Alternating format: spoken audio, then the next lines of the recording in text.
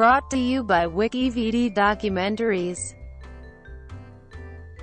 Taj Mahal. The Taj Mahal is an ivory-white marble mausoleum on the south bank of the Yamuna River in the Indian city of Agra. It was commissioned in 1632 by the Mughal Emperor, Shah Jahan, to house the tomb of his favorite wife, Mumtaz Mahal.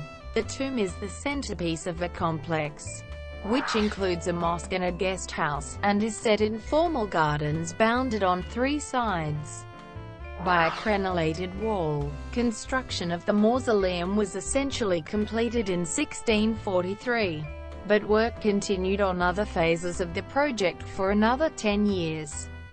The Taj Mahal complex is believed to have been completed in its entirety in 1653, at a cost estimated at the time to be around 32 million rupees, which in 2015 would be approximately 52.8 billion rupees. The construction project employed some 20,000 artisans under the guidance of a board of architects, led by the court architect to the emperor, Ustad Ahmad Lahauri. The Taj Mahal was designated as a UNESCO World Heritage Site in 1983 for being the jewel of Muslim art in India, and one of the universally admired masterpieces of the world's heritage. Described by Nobel laureate Rabindranath Tagore as the teardrop on the cheek of time, it is regarded by many as the best example of Mughal architecture and a symbol of India's rich history. The Taj Mahal attracts 7-8 million visitors a year. In 2007, it was declared a winner of the new 7 Wonders of the World initiative. Inspiration. The Taj Mahal was commissioned by Shah Jahan in 1631 to be built in the memory of his wife Mumtaz Mahal, a Persian princess who died giving birth to their 14th child, Gauhara Begum. Construction of the Taj Mahal began in 1632. The imperial court documenting Shah Jahan's grief after the death of Mumtaz Mahal illustrate the love story held as the inspiration for Taj Mahal. The principal mausoleum was completed in 1643, and the surrounding buildings and garden were finished about 5 years later. Architecture and design. The Taj Mahal incorporates and expands on design traditions of Persian and earlier Mughal architecture. Specific inspiration came from successful Timurid and Mughal buildings including the Ghuri Emir, Humayun's tomb, Ihmad-ud-Daula's tomb, and Shah Jahan's own Jama Masjid in Delhi. While earlier Mughal buildings were primarily constructed of red sandstone, Shah Jahan promoted the use of white marble inlaid with semi-precious stones. Buildings under his patronage reached new levels of refinement. Tomb. The tomb is the central focus of the entire complex of the Taj Mahal. It is a large, white marble structure standing on a square plinth and consists of a symmetrical building with an iwan top by a large dome and finial. Like most Mughal tombs, the basic elements are Persian in origin. The base structure is a large multi-chambered cube, with chamfered corners forming an unequal 8-sided structure that is approximately on each of the 4 long sides. Each side of the iwan is framed with a huge pishtaka vaulted archway, with 2 similarly shaped arched balconies stacked on either side. This motif of stacked pishtaks is replicated on the chamfered corner areas, making the design completely symmetrical on all sides of the building. 4 minarets frame the tomb, one at each corner of the plinth facing the chamfered corners. The main chamber houses the false sarcophagi of Mumtaz Mahal and Shah Jahan. The actual graves are at a lower level. The most spectacular feature is the marble dome that surmounts the tomb. The dome is nearly high, which is close in measurement to the length of the base, and accentuated by the cylindrical drum it sits on, which is approximately high. Because of its shape, the dome is often called an onion dome or amrud. The top is decorated with a lotus design, which also serves to accentuate its height. The shape of the dome is emphasized by 4 smaller domed chatras placed at its corners, which replicate the onion shape of the main dome. The dome is slightly asymmetrical. Their columned bases open through the roof of the tomb and provide light to the interior. Tall decorative spires extend from edges of base walls, and provide visual emphasis to the height of the dome. The lotus motif is repeated on both the chatras and guldastas. The dome and chatras are topped by a gilded finial which mixes traditional Persian and Hindustani decorative elements. The main finial was originally made of gold, but was replaced by a copy made of gilded bronze in the early 19th century. This feature provides a clear example of integration of traditional Persian and Hindu decorative elements. The finial is topped by a moon, a typical Islamic motif whose horns point heavenward. The minarets, which are each more than tall, display the designer's penchant for symmetry. They were designed as working minarets, a traditional element of mosques, used by the muezzin to call the Islamic faithful to prayer. Each minaret is effectively divided into 3 equal parts by 2 working balconies that ring the tower. At the top of the tower is a final balcony, surmounted by a chhatri that mirrors the design of those on the tomb. The chatras all share the same decorative elements of a lotus design topped by a gilded finial. The minarets were constructed slightly outside of the plinth so that in the event of collapse, a typical occurrence with many tall constructions of the period, the material from the towers would tend to fall away from the tomb.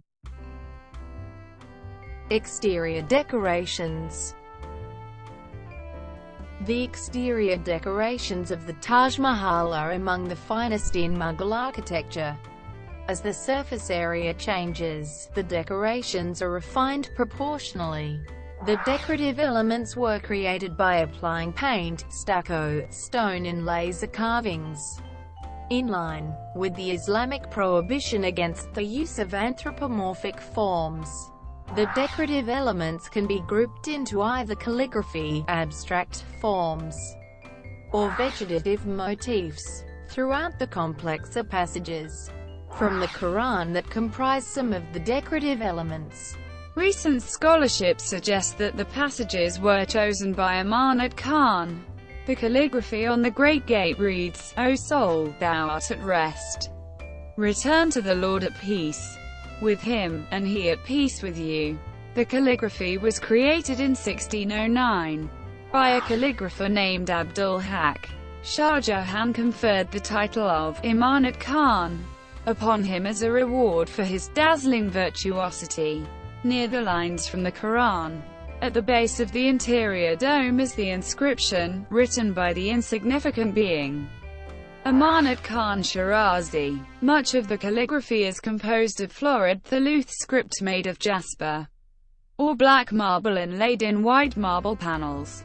Higher panels are written in slightly larger script to reduce the skewing effect when viewed from below. The calligraphy found on the marble cenotaphs in the tomb is particularly detailed and delicate. Abstract forms are used throughout, especially in the plinth, minarets, gateway, mosque, jawab, and, to a lesser extent, on the surfaces of the tomb. The domes and vaults of the sandstone buildings are worked with tracery of incised painting to create elaborate geometric forms. Herringbone inlays define the space between many of the adjoining elements. White inlays are used in sandstone buildings, and darker black inlays on the white marbles. Mortared areas of the marble buildings have been stained or painted in a contrasting color, which creates a complex array of geometric patterns. Floors and walkways use contrasting tiles or blocks in tessellation patterns. On the lower walls of the tomb are white marble dados sculpted. with realistic bas-relief depictions of flowers and vines. The marble has been polished to emphasize the exquisite detailing of the carvings. The dado frames and archway spandrels have been decorated with pietra dura inlays of highly stylized, almost geometric vines, flowers and fruits. The inlay stones are of yellow marble, jasper, and jade, polished and leveled to the surface of the walls. Interior decoration. The interior chamber of the Taj Mahal reaches far beyond traditional decorative elements. The inlay work is not pietra dura, but a lapidary of precious and semi-precious gemstones. The inner chamber is an octagon with the design allowing for entry from each face, although only the door facing the garden to the south is used. The interior walls are about high, and are topped by 8 false, interior dome decorated with a sun motif. 8 pishtak arches define the space at ground level and, as with the exterior, each lower pishtak is crowned by a second pishtak about midway up the wall. The 4 central upper arches form balconies or viewing areas, and each balcony's exterior window has an intricate screen ajali cut from marble. In addition to the light from the balcony screens, light enters through roof openings covered by chatras. At the corners, the octagonal marble screen ajali bordering the cenotaphs is made from 8 marble panels carved through with intricate piercework. The remaining surfaces are inlaid in delicate detail, with semi-precious stones forming twining vines, fruits and flowers. Each chamber wall is highly decorated with dado bas-relief, intricate lapidary inlay, and refined calligraphy panels which reflect, in miniature detail, the design elements seen throughout the exterior of the complex. Muslim tradition forbids elaborate decoration of graves. Hence, the bodies of Mumtaz and Shah Jahan were put in a relatively plain crypt beneath the inner chamber, with their faces turned right, towards Mecca. Mumtaz Mahal's cenotaph is placed at the precise center of the inner chamber on a rectangular marble base of. Both the base and casket are elaborately inlaid with precious and semi-precious gems. Calligraphic inscriptions on the casket identify and praise Mumtaz. On the lid of the casket is a raised rectangular lozenge meant to suggest a writing tablet. Shah Jahan's cenotaph is beside Mumtaz's to the western side, and is the only visible asymmetric element in the entire complex.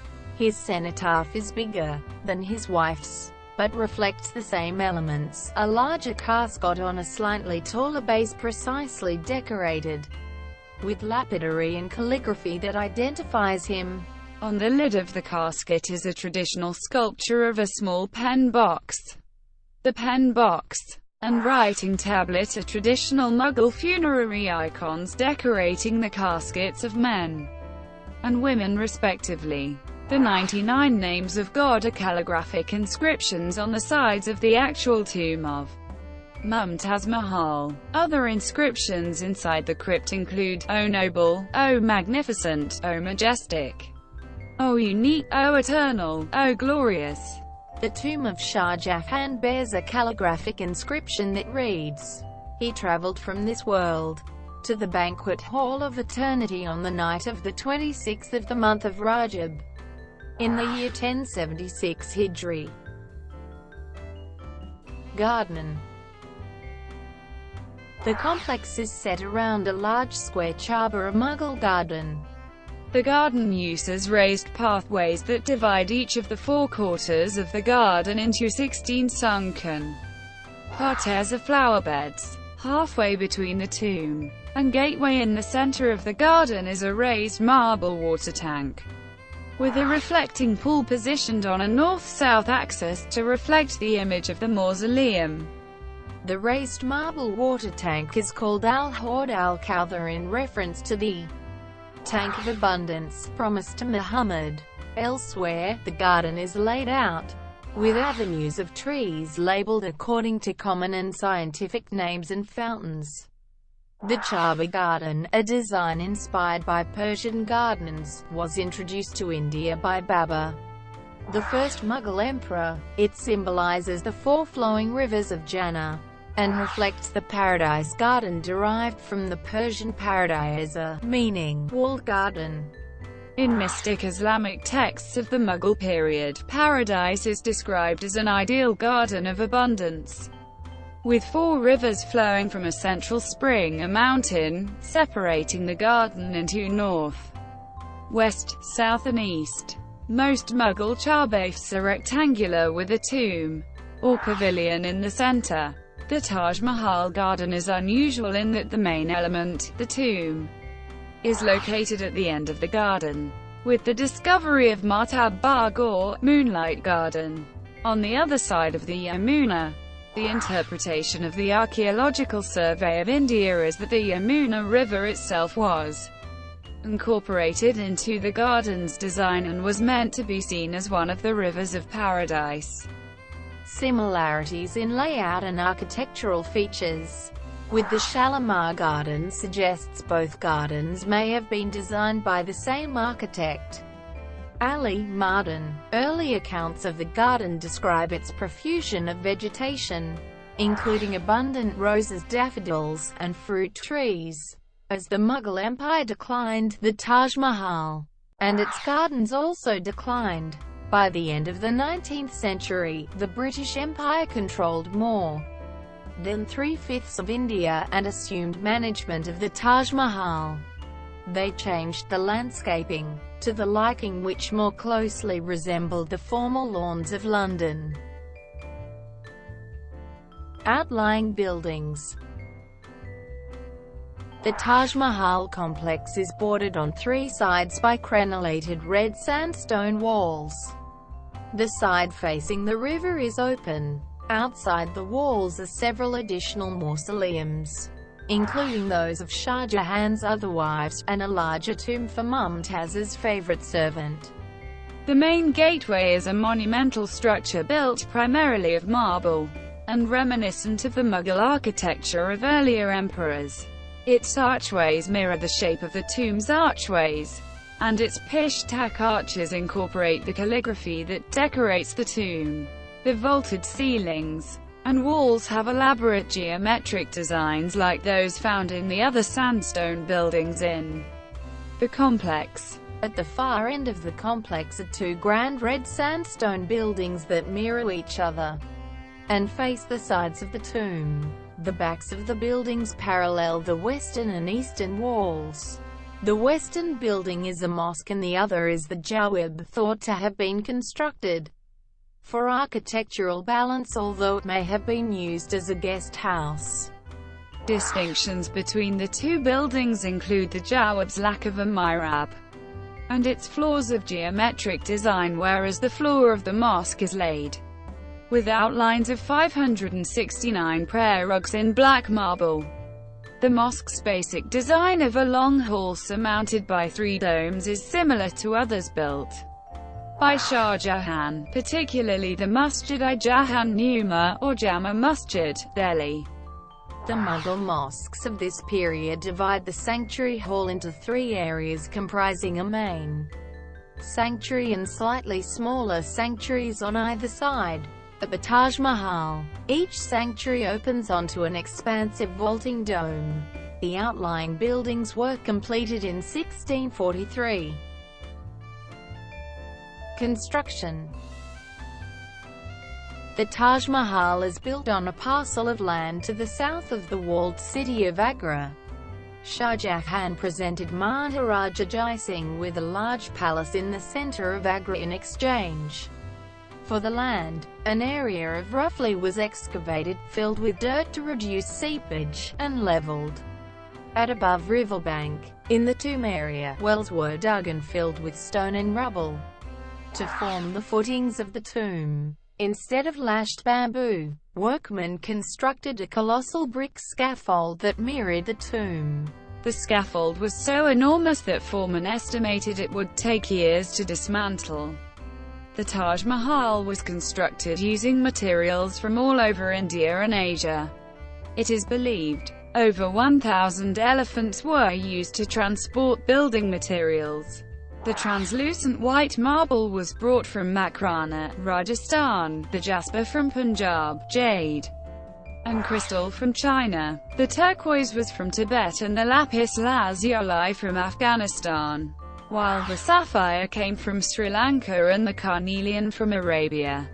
In all, 28 types of precious and semi-precious stones were inlaid into the white marble. According to the legend, Shah Jahan decreed that anyone could keep the bricks taken from the scaffold, and thus it was dismantled by peasants overnight. A 15 kilometers tapped earth ramp was built to transport marble and materials to the construction site, and teams of 20 or 30 oxen pulled the blocks on specially constructed wagons. An elaborate post and beam pulley system was used to raise the blocks into desired position. Water was drawn from the river by a series of pirs, an animal-powered rope and bucket mechanism, into a large storage tank and raised to a large distribution tank. It was passed into 3 subsidiary tanks, from which it was piped to the complex. The plinth and tomb took roughly 12 years to complete. The remaining parts of the complex took an additional 10 years, and were completed in order of minarets, mosque and jawab, and gateway.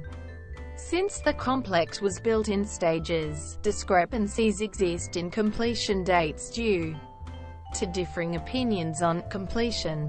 Construction of the mausoleum itself was essentially completed. By 1643, while work continued on the outlying buildings. Estimates of the cost of construction vary due to difficulties in estimating costs across time. The total cost has been estimated to be about 32 million Indian rupees, which is around 52.8 billion Indian rupees based on 2015 values. Later days. Abdul Hamid Lahouri in his book Badshah Nama refers to Taj Mahal as Rawza-i-Manawara, meaning the illumined or illustrious tomb. Soon after the Taj Mahal's completion, Shah Jahan was deposed by his son Aurangzeb and put under house arrest at nearby Agra fort. Upon Shah Jahan's death, Aurangzeb buried him in the mausoleum next to his wife. In the 18th century, the Jat rulers of Bharatpur invaded Agra and attacked the Taj Mahal. The 2 chandeliers, one of agate and another of silver, which were hung over the main cenotaph, were taken away by them, along with the gold and silver screen. Kanbo, a Mughal historian, said the gold shield which covered the finial at the top of the main dome was also removed during the Jat despoliation. By the late 19th century, parts of the buildings had fallen into disrepair. During the time of the Indian Rebellion of 1857, the Taj Mahal was defaced by British soldiers and government officials, who chiseled out precious stones and lapis lazuli from its walls. At the end of the 19th century, British Viceroy Lord Curzon ordered a sweeping restoration project, which was completed in 1908. He also commissioned the large lamp in the interior chamber, modelled after one in a Cairo mosque.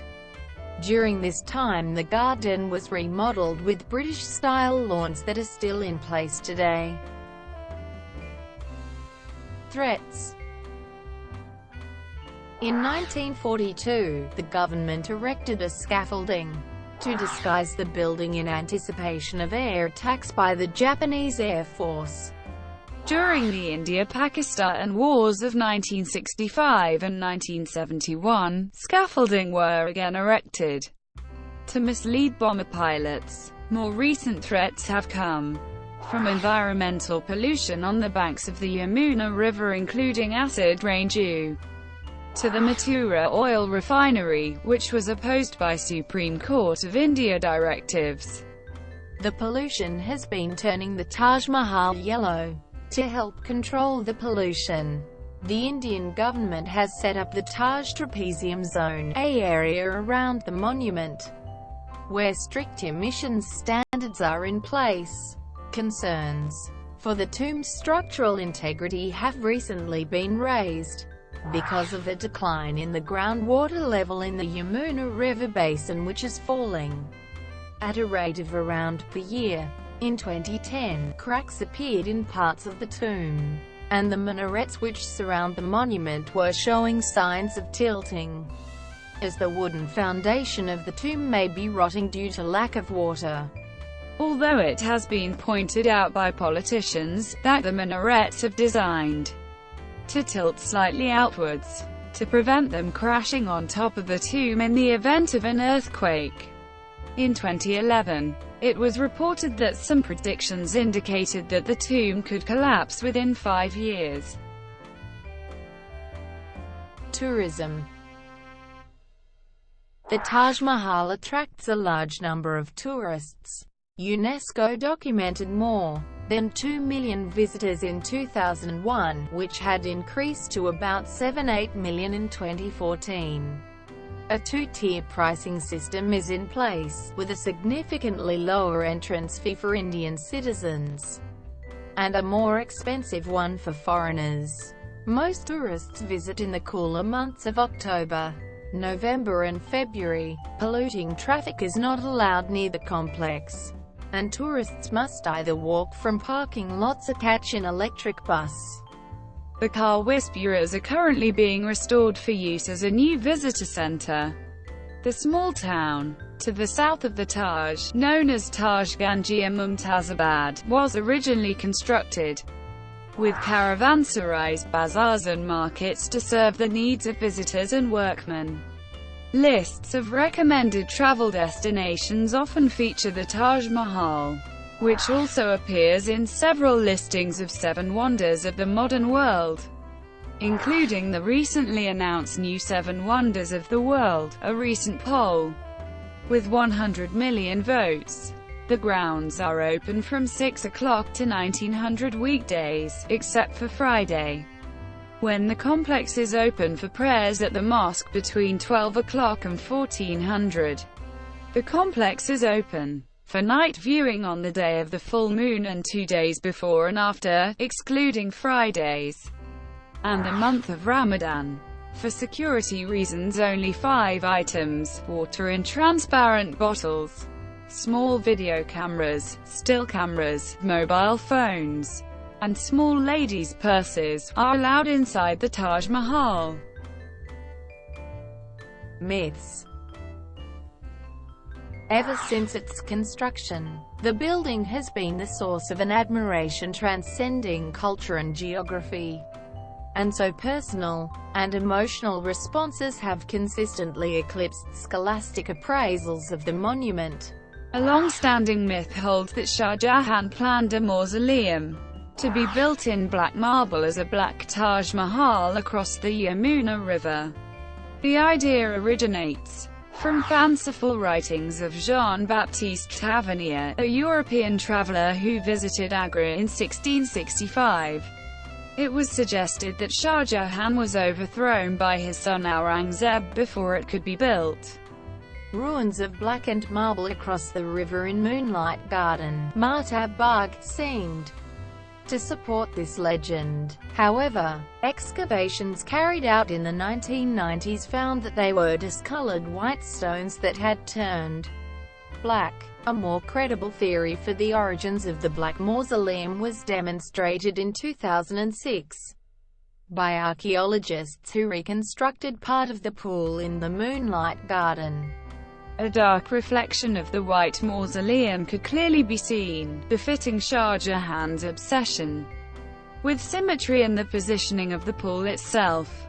No evidence exists for claims that describe, often in horrific detail, the deaths, dismemberments, and mutilations which Shah Jahan supposedly inflicted on various architects and craftsmen associated with the tomb. Some stories claim that those involved in construction signed contracts committing themselves to have no part in any similar design. Similar claims are made for many famous buildings. No evidence exists for claims that Lord William Bentinck, Governor-General of India in the 1830s, supposedly planned to demolish the Taj Mahal and auction off the marble. Bentinck's biographer John Rosselli says that the story arose from Bentinck's fundraising sale of discarded marble from Agra Fort. Another myth suggests that beating the silhouette of the finial will cause water to come forth. To this day, officials find broken bangles surrounding the silhouette. In 2000, India's Supreme Court dismissed P.N. Oak's petition to declare that a Hindu king built the Taj Mahal. In 2005, a similar petition was dismissed by the Allahabad High Court. This case was brought by Amarnath Mishra, a social worker and preacher who says that the Taj Mahal was built by the Hindu king Parmadev in 1196. A theory that the Taj Mahal was designed by an Italian, Geronimo Verino, held sway for a brief period after it was first promoted by Henry George Keane in 1879, who went by a translation of a Spanish work Itinerario. Another theory that a Frenchman, Austin of Bordeaux, designed the Taj was promoted by Sleeman based on the work of Jean-Baptiste Tavernier. These ideas were revived by Father Hostin and discussed again by E. B. Havel, and served as the basis for subsequent theories and controversies. Thank you for watching. Brought to you by WikiVD Documentaries. Please like and subscribe below.